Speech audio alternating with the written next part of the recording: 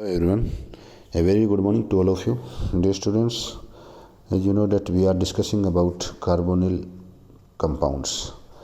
In our last discussion, we have talked about the reactivity of carbonyl compounds and factors affecting the reactivity of these compounds.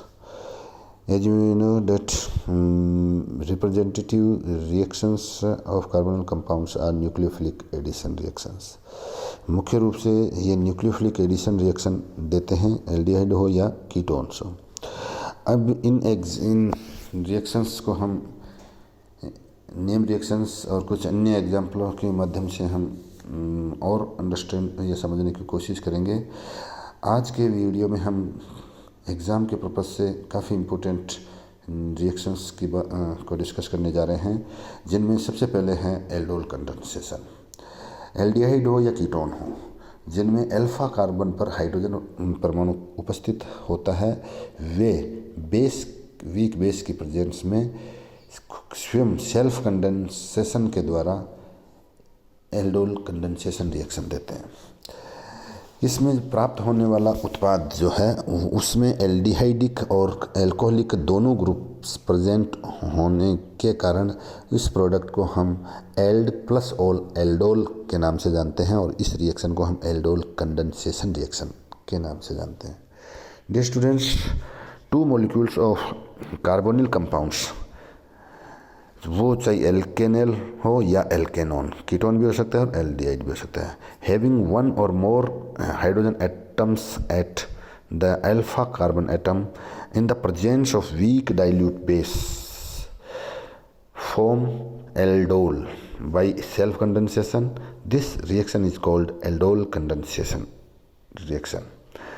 Dear students, methanol does not give this reaction because it doesn't have alpha hydrogen atom. कोई भी aldehyde या ketone जिसमें alpha carbon पर hydrogen present नहीं है, वो यह reaction नहीं देगा। Similarly, two molecules of ethanol combine to form acetaldol in the presence of weak base like K2CO3 and A2CO3 और BaOH2 solution. Aldol condensation reaction के एक मूलभूत समीकरण के रूप में हम उदाहरण के लिए एथेनॉल का उदाहरण ले सकते हैं, जिसको हम स्क्रीन पर दिए गए समीकरण के रूप में रिप्रेजेंट कर सकते हैं। हम यहाँ देख पा रहे हैं कि CH3CHO के दो मॉलिक्यूल OH- या वीक बेस की प्रेजेंस में एसिटेल्डोल एक एल्डोल प्रोडक्ट देता है जिसका IUPAC नाम 3 हाइड्रोक्सी ब्यूटेनॉल होगा।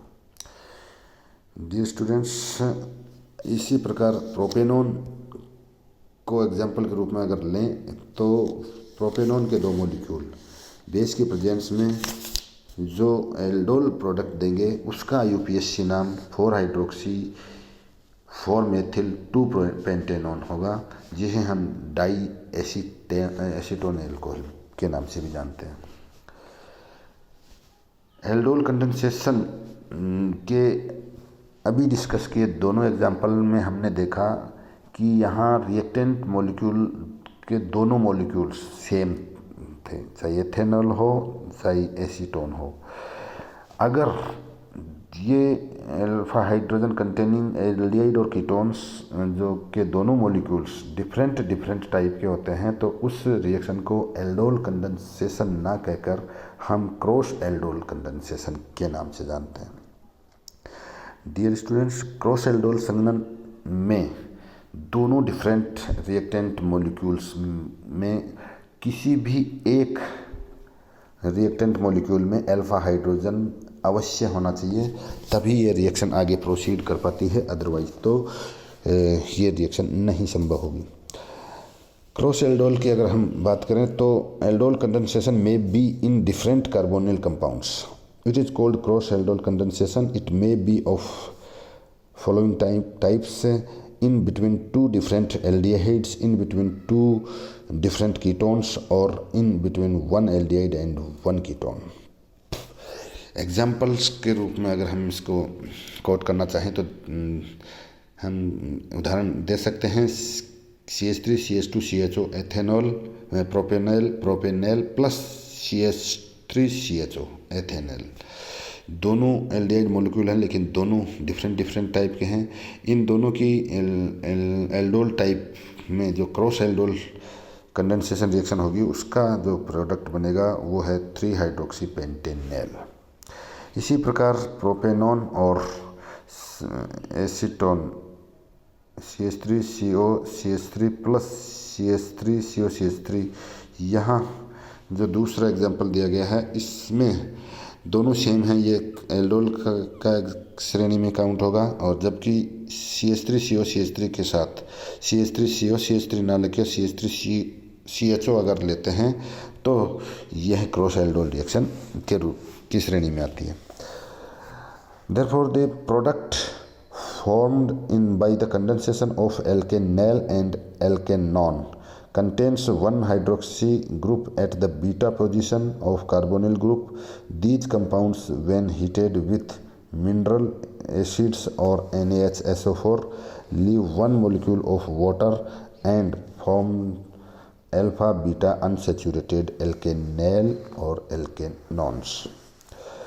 ये जो अल्फ़ा बीटा असंतृप्त एल्केनॉल और एल्केनॉन प्राप्त होता है अगर प्राप्त कंपाउंड को हीट किया जाए और वाटर मॉलिक्यूल को बाहर एलिमिनेट होने दिया जाए। तो ये स्टूडेंट्स, अगर मैकिन एल्डोल या क्रॉस एल्डोल रिएक्शन की मैकेनिज़्म की बात की जाए तो यह मुख्य रूप से 3 स्टेप में कंप्लीट होती है।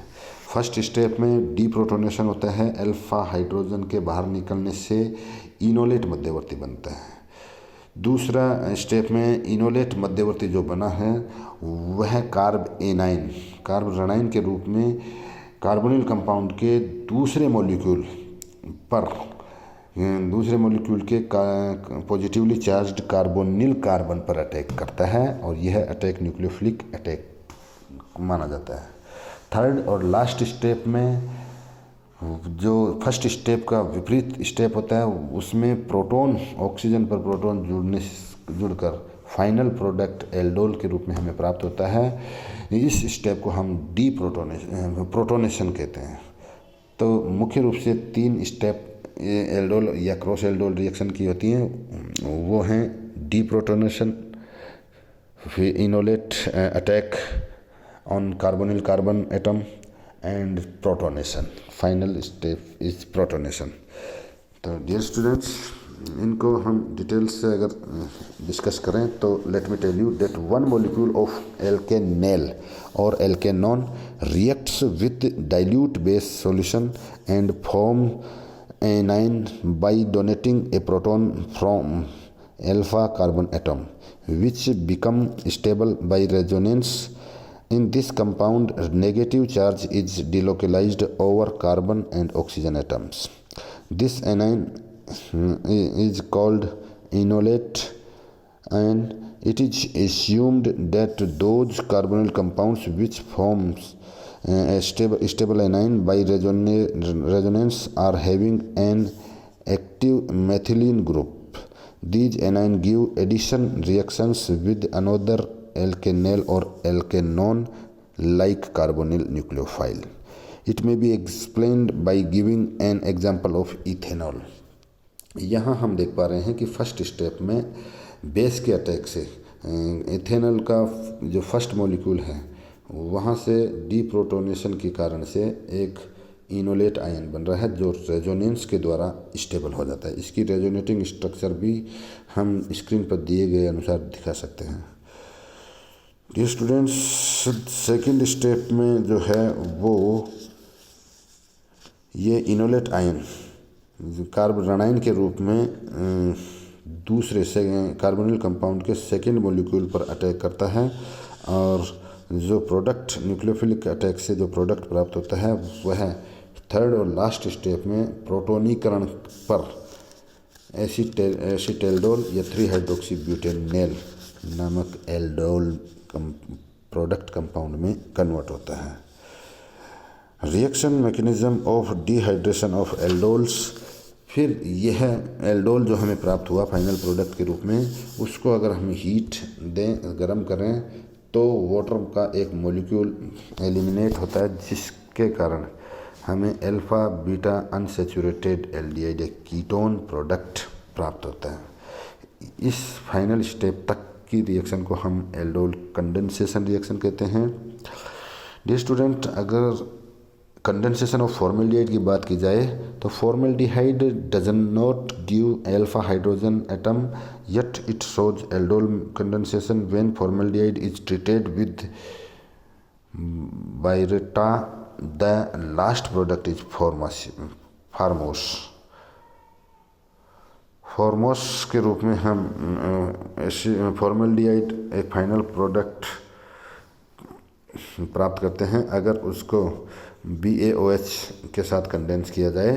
और इस फॉर्मोस का जो फॉर्मूला है वह हम स्क्रीन पर दिए गए अनुसार दिखा सकते हैं, जिसमें 5 हाइड्रोक्सी ग्रुप और एक एल्डिहाइड ग्रुप होता है। यह फॉर्मोस एल्डिहाइड का जलीय विलयन के रूप में इसको हम ट्रीट कर सकते हैं। डियर स्टूडेंट्स, नेक्स्ट वीडियो में हम कुछ और इम्पोर्टेंट रिएक्शंस की बात करेंगे, जिनकी मैकेनिज्म काफ़ी हद तक एल्डोल कंडेंसेशन की भांति या क्रॉस एल्डोल सेशन की तर्ज पर ही होगी। इन रिएक्शंस में भी 3 स्टेप में मैकेनिज्म कंप्लीट होगी। फर्स्ट स्टेप में डीप्रोटोनेशन होगा, जिससे इनोलेट बनेगा। सेकंड स्टेप में यह इनोलेट आयन जो है वो कार्बोनाइन के रूप में कार्बोनिल कंपाउंड के कार्बन पर अटैक करेगा।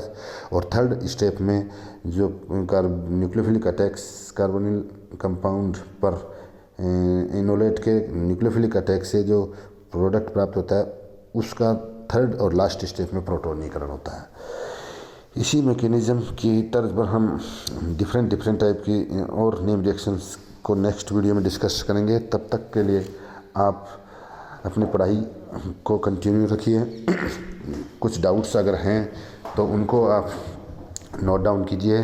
शादियों के इस सीज़न में खुद को और अपने परिवार को कोरोना से बचाइए। मास्क का अवश्य यूज कीजिए। भीड़ भाड़ वाली जगहों पर बहुत कम से कम जाइए और सोशल डिस्टेंसिंग की पालना करना कतई ना भूलें। इसी के साथ आज के वीडियो में इतना ही। Goodbye, take care.